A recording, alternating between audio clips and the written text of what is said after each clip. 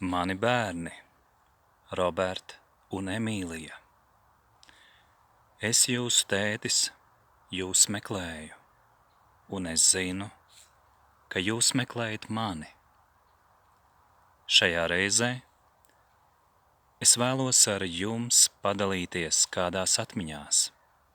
Tajās atmiņās, kas notika laikā, kad jums bija 4 un 6 gadi, Emīlijai 4, Robertam 6, un arī par laiku, kad jūs bijāt vēl arī pavisam maziņi. Tie pirmie dzīves gadi, kad cilvēki paaugās, tad saprot, ka tie ir kā sapnis, kā daudzi sapņi, kurus ir grūti atcerēties. Tieši tie pirmie dzīves gadi. No pirmā dzīves gada līdz apmēram 5., 6. un varbūt pat 7.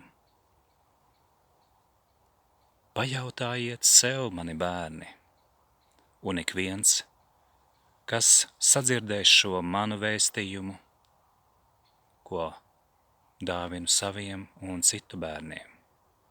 Pajautājiet, ko gan jūs atceraties par savas dzīves pirmajiem 5 vai 6 gadiem? Pavisam noteikti maz būs to cilvēku, kas atcerēsies. Un tieši šī iemesla dēļ, ka vecāki atcerās to, kas notika bērnu dzīvē pirmajos dzīves gados, un tas ir palicis ierakstīts arī pašu bērnu sirdsapziņā un zemapziņā, tad es vēlos jums pastāstīt, atgādināt tos notikumus, kurus jūs laikam paejot atcerēsieties savā sirdsapziņā. Kad jūs bijāt pavisam maziņi, mēs bieži devāmies brīvā dabā, tuvāk ūdeņiem, jūrai, upei, mežiem. Mēs devāmies tur, kur varējām būt paši, netraucēti, un vasarā, un ziemā, un citos gada laikos. Jūs atcerēsieties to, kā mēs dažkārt stundām varējām pavadīt laiku ārā un sarunāties. Jums bieži tajos pirmajos dzīves gados tad uznāca miegs. Jūs baudījāt atpūtu, un arī es kopā ar jums bieži vien šajās garākajās pastaigās mēs bijām vieni. Tu, Roberta, tu, Emīlija, un es, jūsu tētis. Kur bija tajā laikā mamma? Tas ir vien Dievam zināms un ir palicis uz viņas sirdsapziņas. Es gribu jums pastāstīt vēl ko. Kad 2020. gadā, decembrī, jūs tikāt pakluso, tas ir tā ļoti maigi sacīts, pakluso tikāt aizvesti prom no manis, man nezināmā virzienā, un kā es pēc 10 dienām uzzināju, tas notika pret jūsu gribu, jūs nelaida mājās, jums, diemžēl, meloja un stāstīja, ka tāpēc jūs nebraucat mājās, it kā tētis tajā laikā remontētu dzīvokli. Vēlāk es uzzināju, ka melots tika ne tikai šajā jautājumā, bet arī daudzos citos, kas ir saistīts ar manu dzīvi, un pat tajā tika sacīti meli, it kā es jums būtu ko nodarījis, vai arī gribētu nodarīt pāri. Šo pieminu, jo to, mani bērni, jūs pavisam noteikti atcerēsieties, ka es nekad nevienam no jums neesmu darījis pāri, un esmu sargājis gan jūs, gan savā laikā, cik tas man bija atļauts arī no jūsu mammas puses, arī viņu. Bet šajā stāstā es runāšu par jums, mani bērni, par to, ka es turpinu jūs meklēt, un lai gan ir pagājuši jau vairāki gadi, un iet 4. gads, kopš mēs nesatiekamies, kopš mums necilvēcīgi liektas saziņas un saskarsmes tiesības, pašsaprotamas cilvēku tiesības, tiesības uz ģimeni, jums tiesības uz savu tēti un man tiesības uz jums, maniem bērniņiem. Es gribu sacīt, ka nevienā brīdī es neesmu apstājies, neesmu padevies, un arī šajā vakarā, kad esmu atnācis dabas klusumā pēc darba dienas. Es turpinu kavēties atmiņās, tajās, kas man bija ar jums, mani bērni, jo jūs zināt, ka es jūsu tētis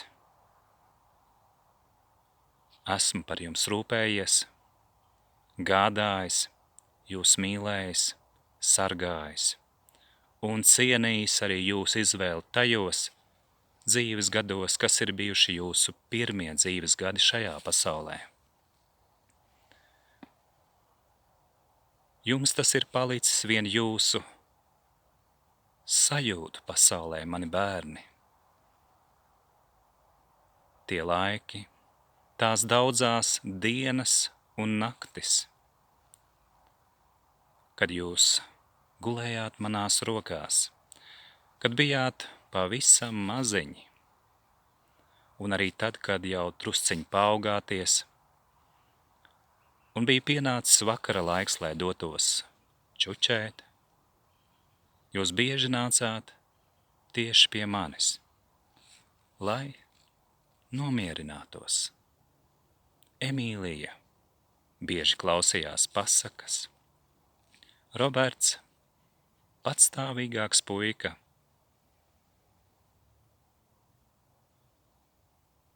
klusumā pats atrada ceļu uz miedziņu.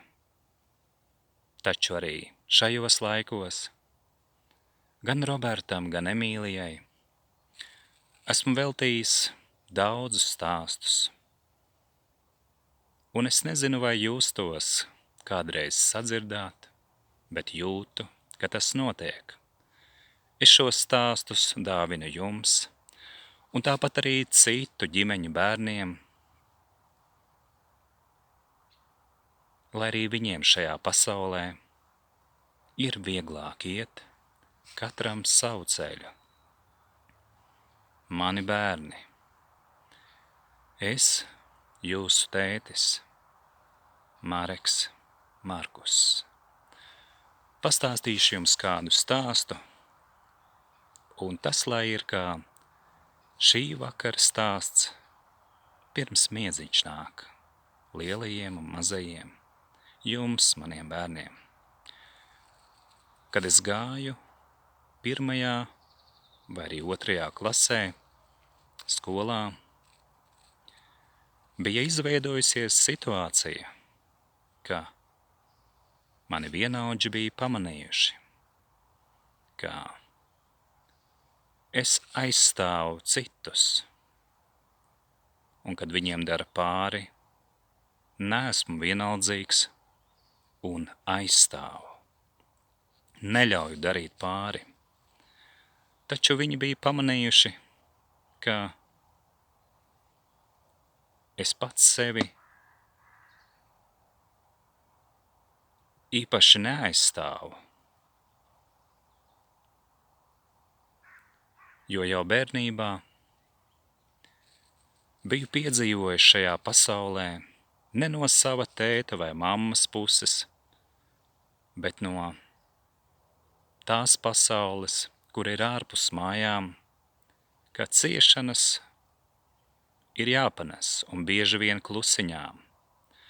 Tajā laikā bija izplatīta tāda kā paruna, ka puikas jau neraud. Un kādā no reizēm, kad mēnešiem ejot, bija sakrājies ļoti daudz netaisnības, kuras pārdzīvoju ne tikai par citiem, bet arī par to, ka mani vienaudži izturās nekrietni arī pret mani. Es kļuvu dusmīgs, un es domāju, ir pienācis laiks rīkoties tā, kā es parasti nedaru. Un es centos par šo ieminēties savai mammai. Kā tautā saka, es gribēju kādiem sadot, jeb viņus pārmācīt. Es sacīju mammai, bet varbūt vēl ir iespēja ar viņiem parunāties un ļaut viņiem saprast, ka tas ceļš, ko viņi iet, ne pie kā laba nenovedīs. Un mamma sacīja, lai es pats dodos uz skolu un pats runāju. Tētis tajā vakarā nebija mājās.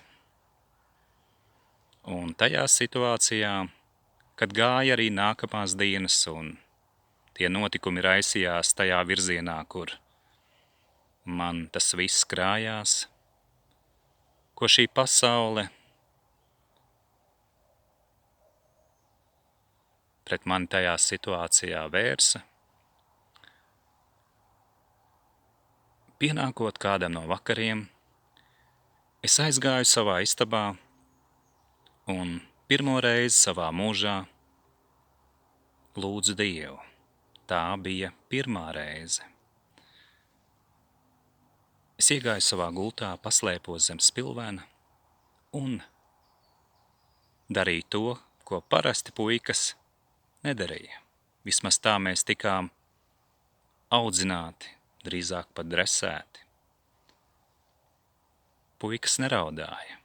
Tā mums centās to iegalvot, bet es atļāvos izkāpt, tā teikt, no rāmja un ļāvu asarām plūst un runāju ar Dievu tādā valodā, kā mazs zēns un puika es to spēju.